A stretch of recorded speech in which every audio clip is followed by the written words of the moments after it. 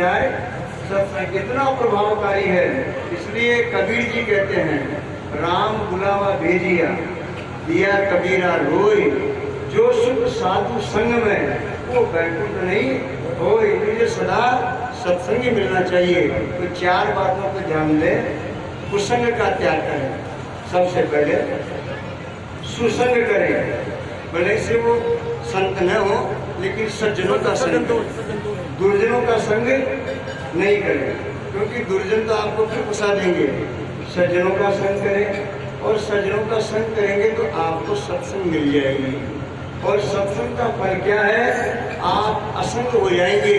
अर्थात ये चित्तजड़ जो ग्रंथि है, ये जो वेदांत पढ़ते हुए जानते हैं, ये चित्तजड़ जो ग्रंथि है, जड़ चेतन की गांठ, यही तो है। जब अभी आपको वस्त्र दिख रहा है, अब इसको कपड़ा कहेंगे, अब कुछ भी नहीं है इसमें। अब ये इस तरह से लगा दी इसमें, अब ये क्या दिख रही है आपको? गांठ दिख रही है, कपड़ा दिख रहा है क्या? लेकिन कपड़ा ही है ये गांठ भी कपड़ा रूप ही है, कपड़े से भिन्न नहीं है, लेकिन अब एक गांठ है। ऐसे ही ये जड़ चेतन की जो गांठ है, वास्तव में झूठी है। वास्तविक ये झूठी है, ये वास्तविक नहीं है, लेकिन सच्ची मान ली। ऐसे ही अनात्मा को सच्चा मान लिया और आत्मा को झूठा मान लिया। ये सत्संग ये करती है, आत्मा के अंदर आत्मिक सत्यता को प्रतिष्ठित करती है और अनात्मा से आपका भाव दूर करती है। इस तरह से जड़ चेतन की गांठ की निवृत्ति हो जाती है। इसका फल है आप असंग हो जाएंगे, इससे न्यारे हो जाएंगे। कैसे?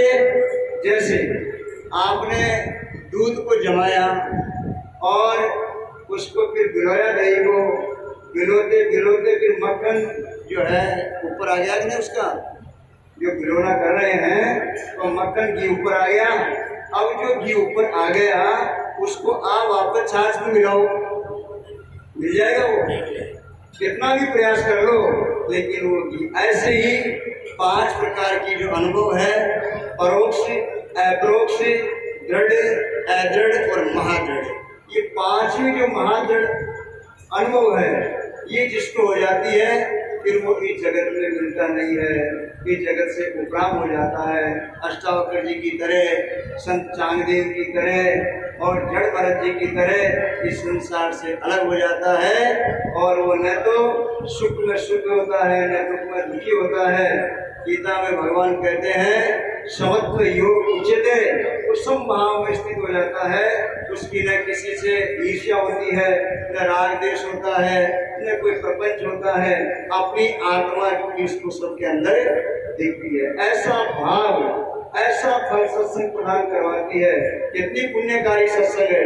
इसलिए हम सबको कुसंग का त्याग करके सज्जनों का संग करें, सत्संग करें और इससे असंग हो जाए। बोलो सच्चिदानंद भगवान।